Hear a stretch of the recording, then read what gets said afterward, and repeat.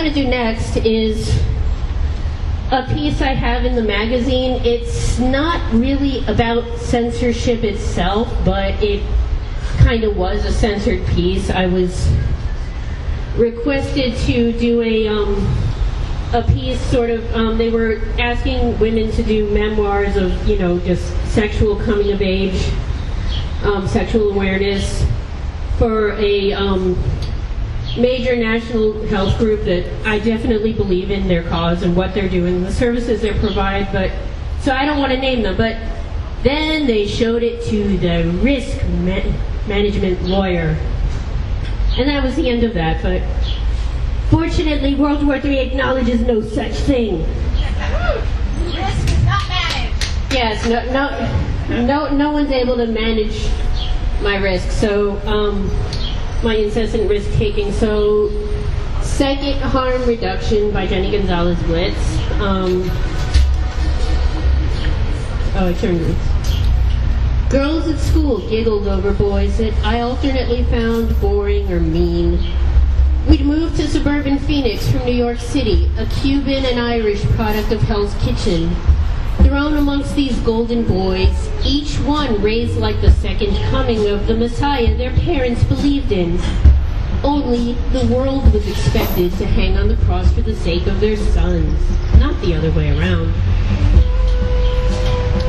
With no sense of style and nothing to say to these boys, I vaguely wondered why I felt like a failure for not gaining the attention of people I didn't want to be around in the first place. Play with me. I have no idea what I want to play or with who. Precocious puberty gave me a bus line that rivaled some of the older women in my family, while being a socially inept dork gave me a brain still preoccupied by Saturday morning cartoons. The boys I crushed on were combinations of people on TV or made up completely in my mind. The things that aroused me were small doses of pain or the things associated with causing or treating it. I'd never heard of S&M yet and wondered if this was a sign that I was a psycho killer waiting to happen. I sometimes heard songs that alluded to the kinds of things I fantasized about, suggesting to me that there were other people who thought about them too.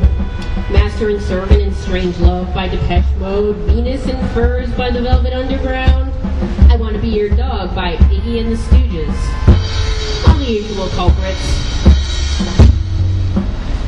None of this psychological jumble of ideas, feelings, and sensations prepared me for my virginity being ripped from me by a transient child killer who dragged me off a desert hiking trail. And yeah, he is in Maricopa County Prison now. He was a killer. Don't know why I'm alive, but there was a rape kit examination and a morning after pill that made me vomit through most of the following day. My jaw actually locked, and for many years after, my blossoming libido lay dormant in a place of bones, guarded by scorpions and wildcats. So flash ahead to my return to New York City. A dysfunctional slum goddess clawing the walls of this place of bones till my fingers bled out the half-baked advice my uncle, a former street hustler, had given me on how to sell my body and soul back to my hometown. Clawing away, trying to carve out the world I wanted between Spanish Harlem, Alphabet City, and Hell's Kitchen itself. Determined to be empowered and improve that this incident hadn't scarred me, I engaged in behaviors more self-destructive than any of the self-harm incidents I was forever being put in treatment for. Dates with men I felt nothing for, just to show myself I could be a healthy girl with a well-adjusted social life. Boyfriends I stayed with long after any vestiges of a relationship had been put through the apocalypse, to tell myself I could function in a long-term arrangement like a healthy person. What is so healthy about betraying your own emotional well-being to act like a wound is not there, creating a dozen more in the process? I guess they used me for sex as much as I used them to play sanity, so it evens out. Working in strip clubs and lap dance parlors, daring myself not to be triggered night after night. Okay, so that was also out of economic hardship, but you know. Why?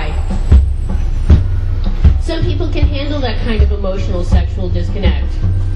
In a sea of stalkers, abusers, and sociopaths, there may be some wisdom to that. I thought I could. Thought I maybe had to because that was the way of the world. Sex without emotion, sex with emotion, not very cool.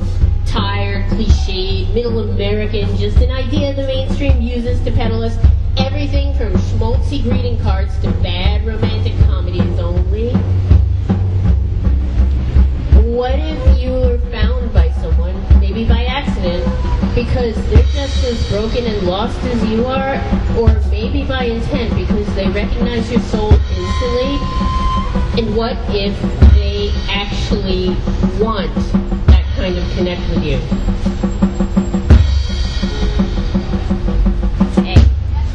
Hey, come back here.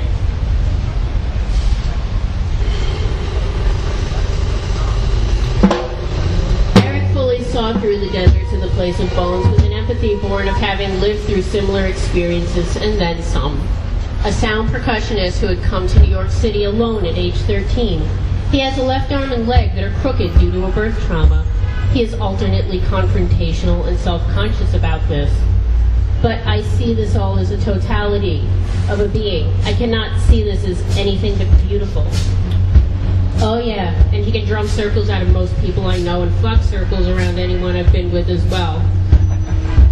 Apologies to some of you in this garden, but anyway. Every thought I've entertained sexually, or he has, we both consent to explore together. Anything that can and will cause a physical sensation, not that it's all kink. Sexual energy infuses the art and music we create together, the ideas we exchange, the revolution in values we seek to enact. And there I'm painting on his body with menstrual blood and semen. They had a problem with that. I guess in its own way there is a conventionality to this tale. My sexual fulfillment ultimately was achieved within a loving, monogamous marriage. Though I suppose not of the sort any family values type group would endorse. Am I saying that means this is the only way to go for everyone? Well, I couldn't honestly tell you. That's something we all have to figure out for ourselves. May everyone find their own path to whatever makes them complete. And see there, that's like a nice little love story about people who are like self-destructive and violent, and I don't know why that got censored because it's all very nice and pretty. So thank you for listening and for bearing with that first confusion. I don't speak Russian. Okay, so let me give this back to Sandy for the next performance.